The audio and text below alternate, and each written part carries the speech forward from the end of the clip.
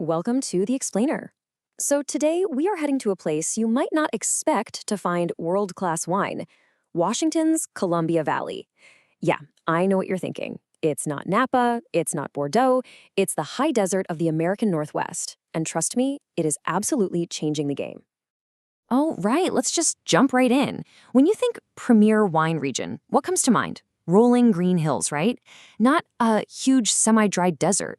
But that's exactly what the Columbia Valley is, and somehow it's making some of America's absolute best wines. So what's the secret? How is this even possible? How can a place with almost no rain create wines with just so much personality?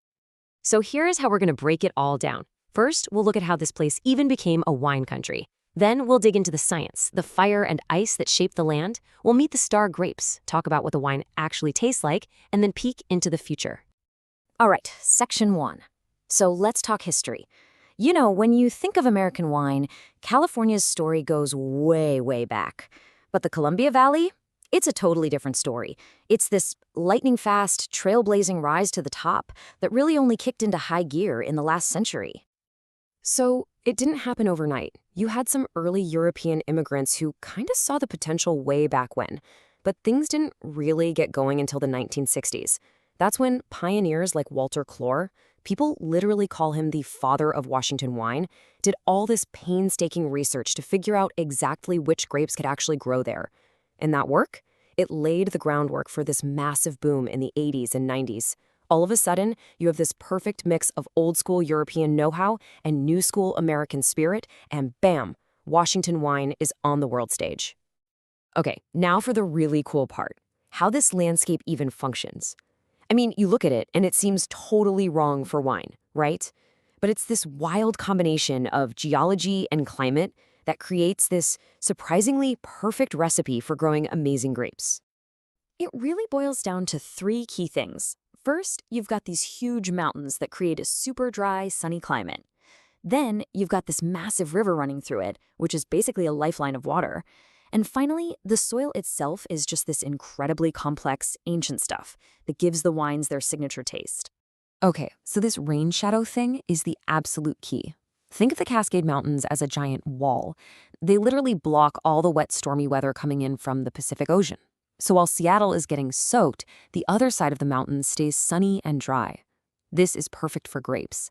They can just soak up all that sun, get perfectly ripe, and develop these really concentrated flavors. Plus, less rain means way less risk of nasty stuff like fungus. And the ground beneath your feet? It's just as amazing. It's like a patchwork quilt of ancient history. You've got mineral-rich volcanic rock from old lava flows. You've got rich soils left behind by these gigantic ice age floods. And you have this super fine, sandy silt that blew in on the wind. What this means for a winemaker is, well, it's a dream. You can plant a specific grape in the exact type of soil where it's going to be happiest. All right, so we've got the stage set. Now let's meet the stars of the show, the grapes. With a terroir this unique, you can actually grow a whole bunch of different things, but there are few that have become the undisputed icons of the region. So, Washington is definitely famous for its big, bold reds. We're talking about grapes like Cabernet and Merlot, the classic Bordeaux varieties. They're really the backbone of the whole region. But don't sleep on the whites. They are producing some absolutely stunning, super aromatic white wines that are really starting to turn heads. When it comes to the reds, Cabernet Sauvignon's is king. It's powerful, it's structured, with those classic blackcurrant and cedar flavors. These are wines built to last. Then you have Merlot. It's kind of like Cab's smoother cousin. Softer, rounder, with these delicious cherry and chocolate notes. It's fantastic right out of the gate, but it can also age just beautifully. Now the whites, they are just so versatile. You can find Chardonnay made in any style you can think of, from zippy and fresh to rich and buttery. But the Riesling, oh man, the Riesling from here is truly world-class. They make it bone-dry and refreshing, but they also make these incredible sweet dessert wines. They even make something called ice wine, where they wait for the grapes to literally freeze solid on the vine before picking them. It's wild. Okay, so we've got the land, the weather, the grapes. The big question is, what does all this mean for what's actually in your glass? Let's talk about what these wines taste like, and maybe more importantly, what you should be eating with them. If you remember one thing, make it this: The secret here is the balance. You get these hot, sunny days, which gives you those big, ripe, intense fruit flavors you'd expect from a New World region like California.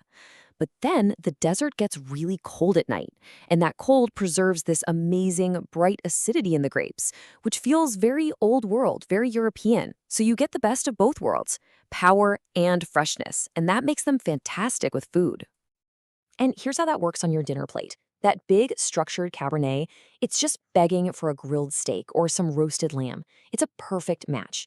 On the other hand, take one of those dry Rieslings. Its high acidity is like the perfect weapon against spicy food. It just cuts right through the heat and richness of, say, Thai or Vietnamese food. It's incredibly refreshing. So, if you're ready to dive in and try some for yourself, here are a few names to look for. You've got Chateau Saint-Michel, which is a pioneer and pretty easy to find. And then you have the legends, the cult wineries, like Colseta Creek. I'm not exaggerating when I say they make some of the most sought-after Cabernet in the entire world. But this story is still being written. The Columbia Valley isn't just resting on its laurels.